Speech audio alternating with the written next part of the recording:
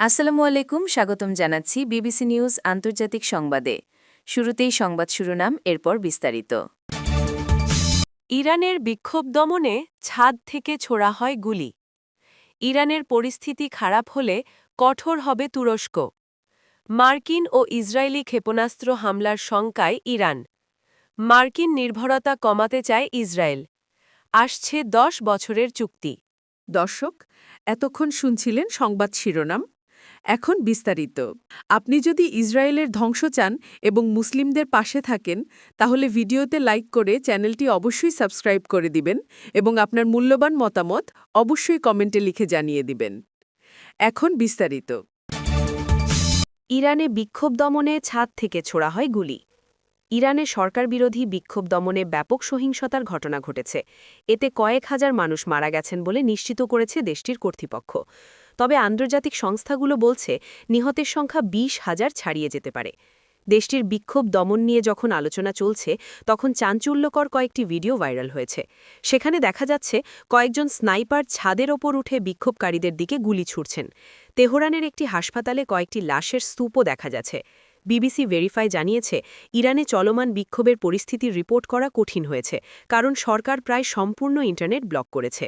8 জানুয়ারি থেকে দেশজুড়ে প্রায় সম্পূর্ণ ইন্টারনেট ব্লক থাকলেও কিছু মানুষ স্টারলিংক স্যাটেলাইট ইন্টারনেট বা ভিপিএন ব্যবহার করে সীমিতভাবে অনলাইনে প্রবেশ করছে। অর্থনৈতিক সমস্যার কারণে আরও ভিডিও সামনে আসার সম্ভাবনা রয়েছে। নতুন ভিডিওগুলো 8 ও 9 জানুয়ারি তোলা হয়েছে বলে ধারণা বিবিসির।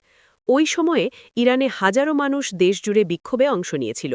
ভিডিওতে দেখা গেছে তেহরানের তেহরান পার্স হাসপাতালে অন্তত 31টি মৃতদেহের স্তূপ এবং হাসপাতালের প্রবেশপথে 7টি বডি ব্যাগ রাখা।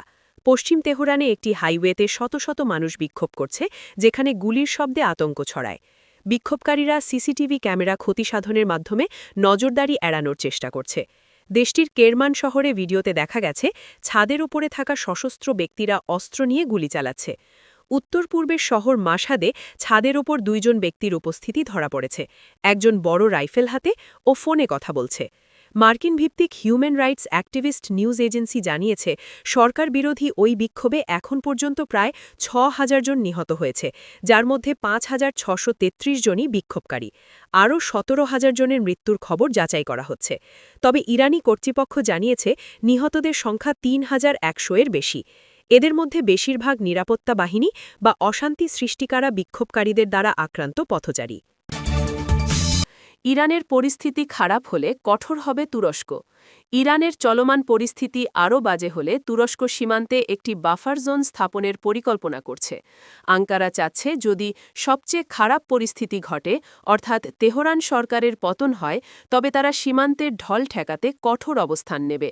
বৃহস্পতিবার 27 জানুয়ারি তুর্কি পররাষ্ট্র মন্ত্রণালয়ের শীর্ষ কর্মকর্তারা পার্লামেন্টের রুদ্ধদ্বার বৈঠক করেন। সেখানে আইন প্রণয়তাদের জানানো হয় আঙ্কারা কয়েকটি সম্ভাব্য পরিস্থিতি মোকাবেলার জন্য প্রস্তুতি নিচ্ছে। ওই বৈঠকে অংশ নেওয়া 2 জন কর্মকর্তা মিডল ইস্ট আইকে জানিয়েছেন, বৈঠকে একজন কর্মকর্তা বাফার জোন শব্দটি ব্যবহার করেছেন।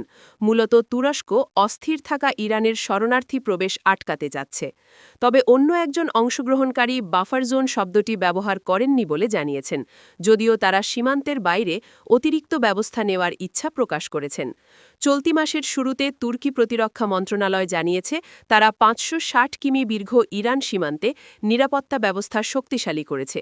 এর মধ্যে রয়েছে 203টি ইলেকট্রো অপটিক টাওয়ার, 43টি লিফট সহ টাওয়ার, 380 কিমি দৈর্ঘ্যের মডিউলার কংক্রিট প্রাচীর, 553 কিমি প্রতিরক্ষা খাল এবং সীমান্ত এলাকা 24 ঘণ্টা নজরদারি করা হচ্ছে ড্রোন দিয়ে। মার্কিন ও ইসরায়েলি ক্ষেপণাস্ত্র হামলার শঙ্কায় ইরান। মধ্যপ্রাচ্যে বিমানবাহী রণতরী ইউএসএস আব্রাহাম লিঙ্কন মোতায়েনের পর সতর্ক অবস্থানে রয়েছে ইরান। দৃষ্টি শঙ্কা করছে মার্কিন ও ইসরায়েলি ক্ষেপণাস্ত্র হামলা হতে পারে। দ্য গার্ডিয়ান জানিয়েছে মার্কিন নৌবহরটি ইরানকে আঘাত করার জন্য পর্যাপ্ত দূরত্বে রয়েছে। বিশ্লেষকরা মনে করছেন হামলার মূল লক্ষ্য হবে ইরানের রাজনৈতিক নেতৃত্ব, যাতে দেশটির জনগণ পুনরায় রাস্তার বিক্ষোভে নামে এবং অভ্যন্তরীণ চাপ সৃষ্টি করে। তবে সরাসরি ইরানের ক্ষেপণাস্ত্র বা পারমাণবিক প্রোগ্রাম দুর্বল করা এই হামলার লক্ষ্য হবে না। ইরানের সুপ্রিম ন্যাশনাল সিকিউরিটি কাউন্সিলের সচিব আলী লারিজানি যুক্তরাষ্ট্রের এই উদ্যোগকে সামাজিক সংহতি ভাঙার কৌশল হিসাবে বর্ণনা করেছেন। তিনি বলেছেন, বিক্ষোভকারীরা অস্ত্র নেয়ার চেষ্টা করলে এটি গৃহযুদ্ধের উস্কানি হতে পারে। দেশটির পররাষ্ট্র মন্ত্রণালয়ের মুখপাত্র ইসমাইল বাগাই বলেন, যুক্তরাষ্ট্রের সঙ্গে কূটনৈতিক চুক্তির আলোচনা হচ্ছে, এটি মিথ্যা। ইরানের সেনাবাহিনী প্রতিটি পদক্ষেপ সতর্কতার সঙ্গে পর্যবেক্ষণ করছে এবং কোনো আগ্রাসনের ক্ষেত্রে সম্পূর্ণ ও শক্তিশালী প্রতিক্রিয়া দেওয়া হবে।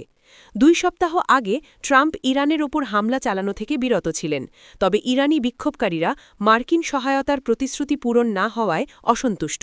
মানবাধিকার সংস্থা অনুযায়ী বিক্ষোভে ইতোমধ্যেই কয়েক হাজার মানুষ মারা গেছেন, অনেককে মৃত্যুদণ্ড দেওয়া হতে পারে।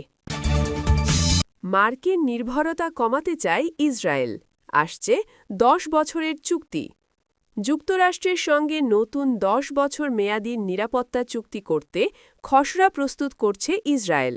মধ্যপ্রাচ্যের দখলদার দেশটি চায় আমেরিকার সামরিক সাহায্যের অর্থ কমিয়ে আনতে। এই লক্ষ্যে খুব দ্রুত তারা প্রস্তাবনা রাখবে। মঙ্গলবার 27 জানুয়ারি ফাইন্যান্সিয়াল টাইমসকে দেওয়া সাক্ষাৎকারে এমন দাবি করেছেন ইসরায়েলের সামরিক ও প্রতিরক্ষা মন্ত্রণালয়ের প্রধান আর্থিক উপদেষ্টা পদ থেকে সরে দাঁড়ানো গিল পিনচাস। তিনি বলেন, প্রস্তাবনাটি নিয়ে আগামী কয়েক সপ্তাহের মধ্যে আলোচনা শুরু হতে পারে। সেই আলোচনায় মূল বিষয় থাকবে নগদ অনুদানের চেয়ে যৌথ সামরিক ও প্রতিরক্ষা প্রকল্পের গুরুত্ব। পিনচাস বলেন, এই চুক্তি শুধু আর্থিক হিসাব নয়, বরং সামগ্রিক অংশীদারিত্বই বেশি গুরুত্বপূর্ণ। এখানে এমন অনেক বিষয় রয়েছে যেগুলোর মূল্য অর্থের সমান। বিষয়টি আরও বিস্তৃতভাবে দেখতে হবে। এ বিষয়ে মন্তব্য জানতে রয়টার্সের পক্ষ থেকে যোগাযোগ করা হলে যুক্তরাষ্ট্রের পররাষ্ট্র দপ্তর তাৎক্ষণিকভাবে কোনো প্রতিক্রিয়া জানায়নি। তবে পিনচাস জানিয়েছেন, যুক্তরাষ্ট্র থেকে বর্তমানে প্রতি বছর $3.3 বিলিয়ন সরাসরি আর্থিক সাহায্য পায় ইসরায়েল, যার মাধ্যমে মার্কিন অস্ত্র কেনা হয়। ইসরায়েল চাচ্ছে সেটি ধীরে ধীরে কমিয়ে আনতে। 2016 সালে যুক্তরাষ্ট্র ও ইসরায়েল সরকার সেপ্টেম্বর 2028 পর্যন্ত 10 বছরের জন্য একটি সমঝোতা স্মারক স্বাক্ষর করে। ওই চুক্তির আওতায় মোট $38 বিলিয়ন সামরিক সাহায্য দেওয়ার কথা। এর মধ্যে $33 বিলিয়ন সামরিক সরঞ্জাম কেনার অনুদান এবং $5 বিলিয়ন ক্ষেপণাস্ত্র প্রতিরক্ষা ব্যবস্থার জন্য বরাদ্দ।